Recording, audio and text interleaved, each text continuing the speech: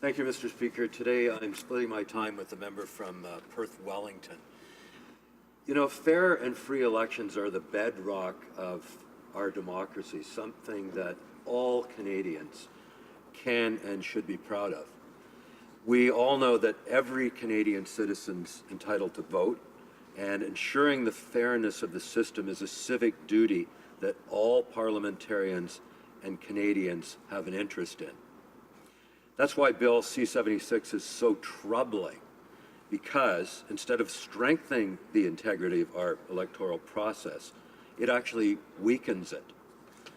What is especially concerning is the proposal to allow voter information cards to act as acceptable voter identification.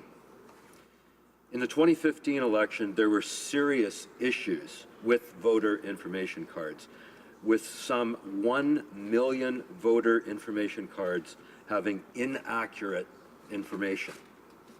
That included cases of voter information cards having the wrong name or directing voters to the wrong polling station.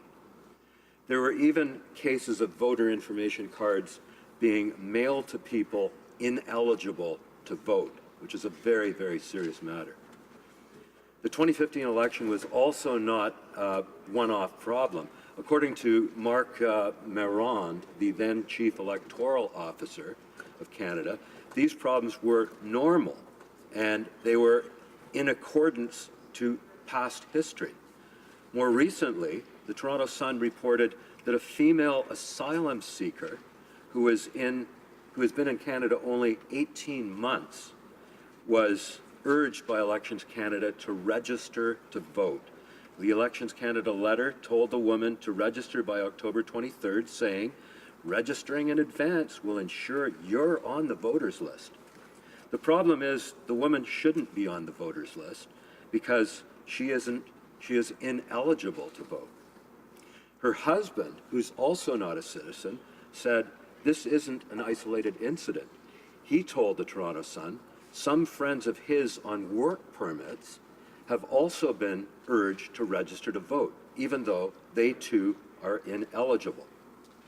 Elections Canada has and continues to have serious issues in ensuring that their information is accurate. So it makes absolutely no sense to rely on voter information cards as acceptable identification, especially considering there are multiple alternative sources of identification that are readily available and that aren't prone to such errors. Under the current system used by Elections Canada, there are more than 30 acceptable forms of identification. One can use a driver's license or a provincial or territorial ID card or any other government-issued photo ID with an address as the sole source of identification. Or in combination, a person can use a health card, a passport, birth certificate, certificate of Canadian citizenship, a bank statement, government statement of benefits, income tax assessment, residential lease or sublease, a utility bill, a label on a prescription container, a letter of confirmation of residency from a school, a shelter, a senior's residence, or a First Nation. That's just a few of the possible options. This legislation also fails to deal with foreign interference in Canadian elections. I think all Canadians can agree that foreign influence in any democratic election is a serious concern, and we must absolutely forbid it. So it's really disappointing the government would leave such a large omission in their legislation. Ironically, though, Canadians probably have heard more about allegations of interference in the 2016 U.S. election than the very real foreign influence that happened in the last Canadian federal election.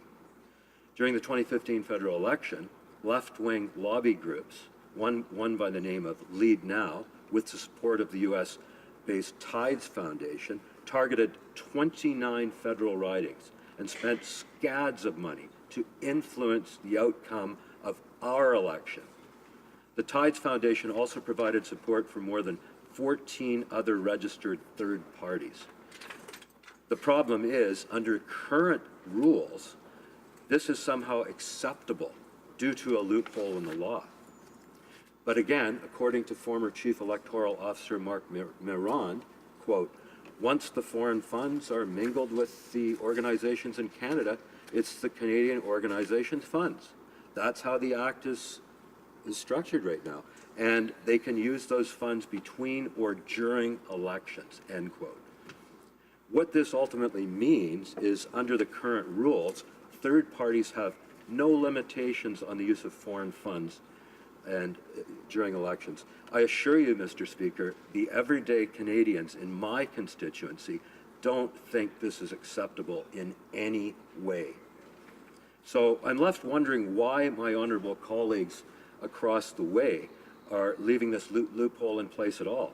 You know, I have a funny feeling this loophole would be a much higher priority for them if the money hadn't directly benefited them in the last election. If a registered third party would like to intervene in a Canadian election, they should do so only with money raised by Canadians. And this is especially important because of the marked increase in registering third parties and their role in Canadian elections.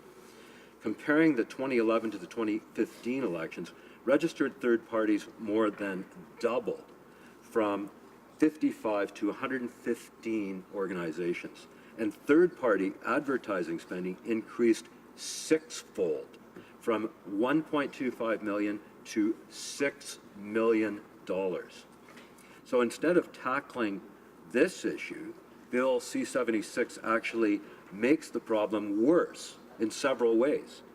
Under the legislation, third-party spending limits during the writ period will be doubled for each registered third party. And that also means that there's more foreign money that can be used in Canadian elections. Also, this legislation is also silent on unlimited contributions from individual donors. Donations to political parties now, as we're all aware, are limited to $1,575 a year. Corporate and union donations, as we know, are banned entirely, as they should be. However, there are no limits whatsoever to donations to registered third parties outside the pre-writ and writ period. And that just seems totally wrong.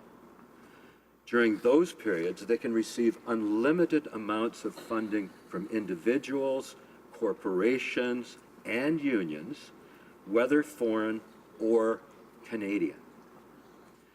If the purpose of the limits to political donations is to ensure all Canadians can have an equal say in elections, shouldn't those contribution limits be equally applicable for registered third parties? You would think so. By not limiting donations to registered third parties, some donors, even foreign donors, will be able to have significantly larger voices than other Canadians, and that is simply not acceptable. To put it simply, Canadian elections should be about Canadians, by Canadians, and for Canadians. Hear, hear. Bill C-76 doesn't further that goal and should not be supported. Mr. Speaker, Canadians deserve and demand fair elections. Thank you.